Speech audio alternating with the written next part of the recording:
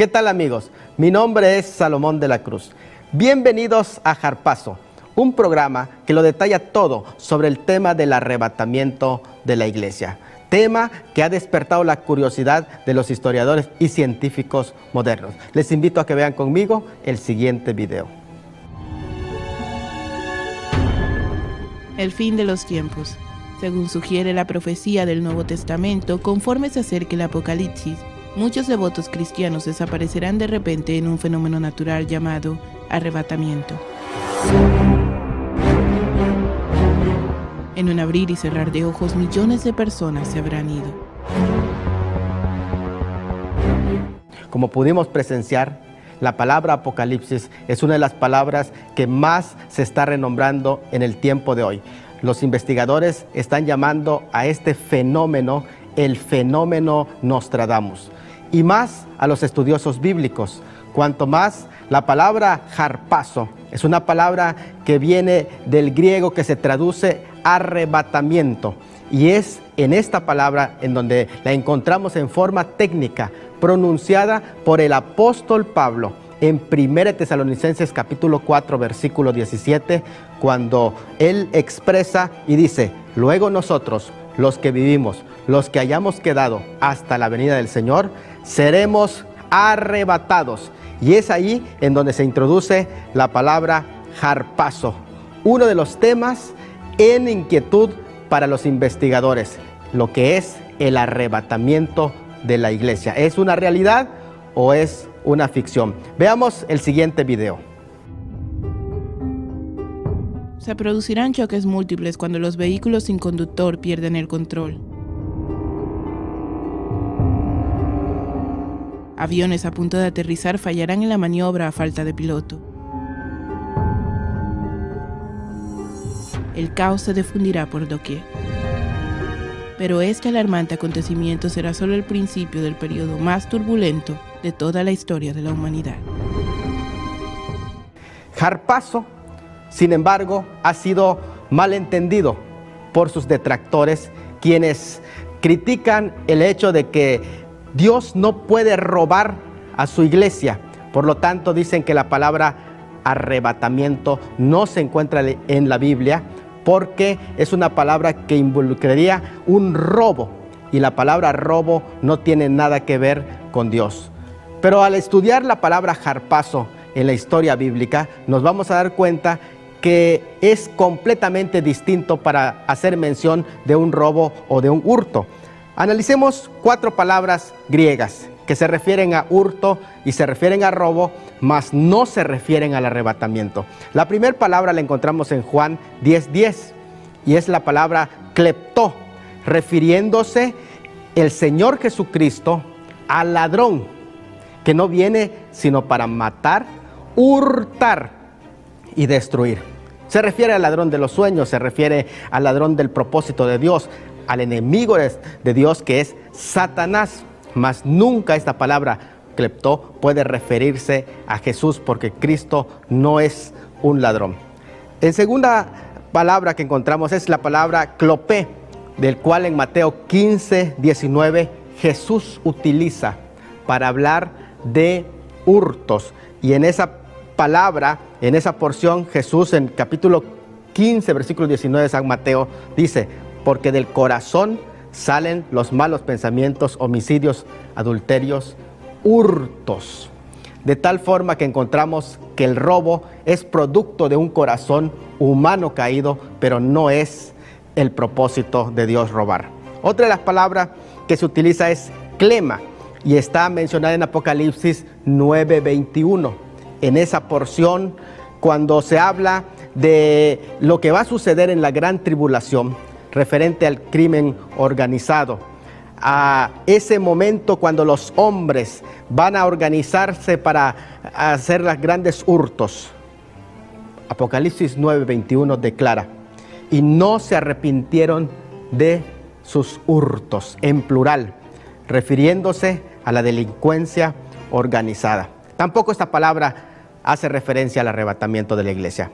La palabra harpagé, que quiere decir despojo o robo, en Mateo 23:25, cuando el Señor, refiriéndose a los fariseos, lo utiliza de una manera en que dice: ay de vosotros escribas y fariseos, hipócritas, porque limpiáis lo de afuera del vaso, del plato, pero por dentro están llenos de robos.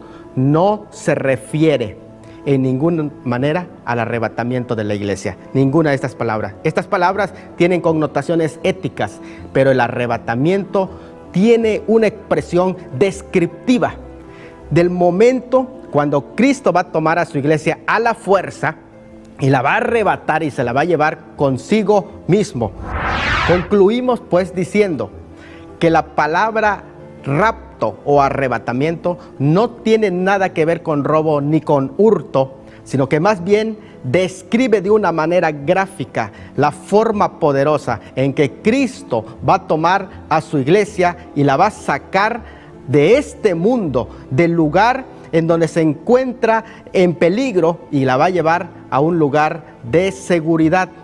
Así que noten bien esta imagen, del cual en breves momentos, después de volver en este próximo bloque, vamos a explicar con más detalle el momento cuando a la fuerza fue sacado Lot de Sodoma y de Gomorra.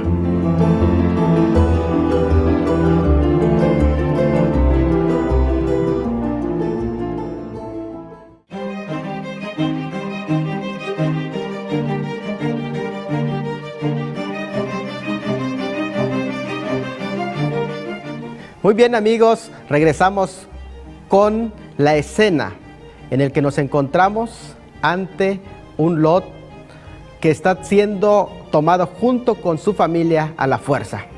Y esta escena, de una manera gráfica, representa y ejemplifica lo que será un día el arrebatamiento de la iglesia. Vayamos a Génesis 19, versículo 16. Dice de esta manera: y deteniéndose él, los varones asieron de su mano, y aquí está la palabra fuerte, asieron de su mano, y de la mano de su mujer, y de las manos de sus dos hijas, según la misericordia de Jehová para con él, y lo sacaron, y le pusieron fuera de la ciudad. Allí encontramos un ejemplo gráfico de lo que será el arrebatamiento de la iglesia, y la palabra harpazo, un tomar a la fuerza. Vamos a ver el siguiente video para que nos demos cuenta de la urgencia y la necesidad dentro del pueblo del Señor de hablar el tema del arrebatamiento de la iglesia. Según sus advertencias, sobrevendrá un tiempo sin precedente y grandes cataclismos que acabarán con la humanidad. Pero antes de que dé comienzo este tiempo de sufrimiento, según los exégetas bíblicos, las escrituras hacen referencia a la salida, el arrebatamiento. Como pudimos presenciar, existe una inquietud grande, enorme, dentro de los círculos de los historiadores y científicos para descubrir qué gira alrededor del arrebatamiento de la iglesia, y en estos programas nosotros vamos a estar tocando con sumo detalle, exegéticamente, hermenéuticamente, históricamente y científicamente, el tema del arrebatamiento de la iglesia. Por ejemplo, vamos a ver algunas de las palabras que tienen relación con harpazo o con el arrebatamiento de la iglesia. Primero, en Mateo 11:12, con respecto a esto llamado el reino de los cielos, Jesús dice: el reino de los cielos sufre violencia, y los violentos lo arrebatan. Aquí la palabra es harpazo. Y otra palabra en Juan 10, 28 al 29, donde Jesús habla acerca del harpazo, y él utiliza esa palabra en Juan 10, 28 al 29 con respecto a las ovejas. Dice: mis ovejas oyen mi voz, y nadie los arrebatará. Está la palabra harpazo de mi mano. Y nadie las puede arrebatar, harpazo, de la mano de mi Padre. Pero también encontramos esta palabra en Hechos 23:10, cuando se refiere al rescate de Pablo, en un momento en el que en la junta querían tomarlo al apóstol Pablo, en el momento de más tensión, cuando los judíos querían tomar a Pablo y maltratarlo, y Pilato manda a buscar a Pablo con los soldados, quienes lo arrebatan del pueblo para que no sea lastimado. Se utiliza la palabra harpazo. Pero la palabra harpazo también aparece en Judas, versículo 23, cuando se refiere al trabajo que nosotros tenemos que hacer con aquellos hombres que están envueltos en las sectas y grupos de apostasía. El trabajo que los cristianos tenemos que hacer, que es arrebatarlos. Noten bien cómo dice Judas, versículo 23. A otros salvad arrebatándolos del fuego. También se utiliza la palabra harpazo, y allí encontramos el trabajo fuerte que tenemos que hacer como iglesia en contra de los apóstatas. Pero también encontramos en 8:39 de Hechos esta palabra ejemplificada en un momento tan especial, cuando el Espíritu de Dios utiliza a un siervo llamado Felipe, después de él haber llevado la palabra a un hombre necesitado, al etíope, y haberlo bautizado. La palabra del Señor dice en Hechos 8:39, y el Espíritu de Dios arrebató a Felipe, y utiliza la palabra harpazo. Qué interesante que en este arrebato se utiliza la palabra harpazo, porque esta experiencia de arrebato, que es innegable, ningún exégeta o teólogo que cree en el poder de Dios duda de que se trata de una experiencia genuina, la de Felipe, que fue arrebatado. Y si esta experiencia fue real, no fue la única experiencia. Encontramos que los profetas del Antiguo Testamento vivieron esa misma experiencia. Por ejemplo, uno de los que más frecuente vivió esa experiencia de ser arrebatado es Elías, el profeta Elías. Cuando la Escritura se menciona de Elías, y en un momento en el que aquel personaje que era también un profeta llamado Abdías, que le dijo a Elías que él temía que avisara a Acab de que está en tal lugar, y posteriormente el Espíritu de Dios lo haya arrebatado. Noten bien, 1 de Reyes 18:12. Abdías le dijo, conociendo los frecuentes arrebatamientos que había tenido Elías, le dijo de esta manera, 1 de Reyes 18:12, acontecerá que luego que yo me haya ido, el Espíritu de Jehová te llevará. Y la palabra llevará en el hebreo es nasá, que es arrebatar, a donde yo no sepa, y al venir yo y dar las nuevas a Acab, al no hallarte, él me matará. Y en 2 de Reyes 2:16, le dijeron, he aquí, hay con tus siervos 50 varones fuertes, vayan ahora y busquen a tu señor, quizás lo haya levantado el Espíritu de Jehová y lo ha echado en algún monte o en algún valle. Qué experiencia tan maravillosa el de ser arrebatado, el de Elías. Y esta misma imagen de arrebatamiento de Elías, registrada en el capítulo 2 de 2 de Reyes, es la experiencia que va a vivir la iglesia. En el próximo bloque vamos a profundizar más acerca de los ejemplos en el Antiguo Testamento y en el Nuevo Testamento de cómo fueron arrebatados esos hombres de Dios.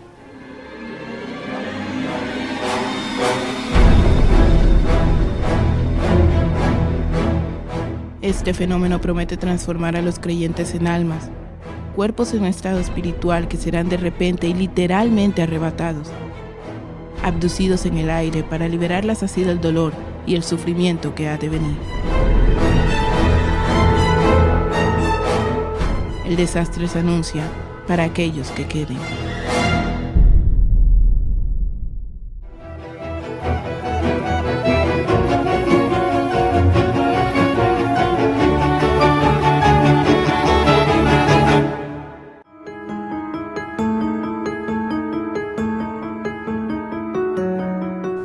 Como pudimos presenciar en estos videos que hemos presentado, existe un interés enorme en los historiadores y científicos, investigadores contemporáneos acerca del tema del arrebatamiento de la iglesia, y bien ejemplificado aún desde antes de que Cristo venga a este mundo en el ejemplo que vimos de Elías. Me sorprende a mí la forma en el que segundo libro de Reyes capítulo 2 versículo 1 dice: cuando Jehová quiso alzar a Elías o llevárselo, y conocemos la escena cuando es llevado, arrebatado en un carro de fuego.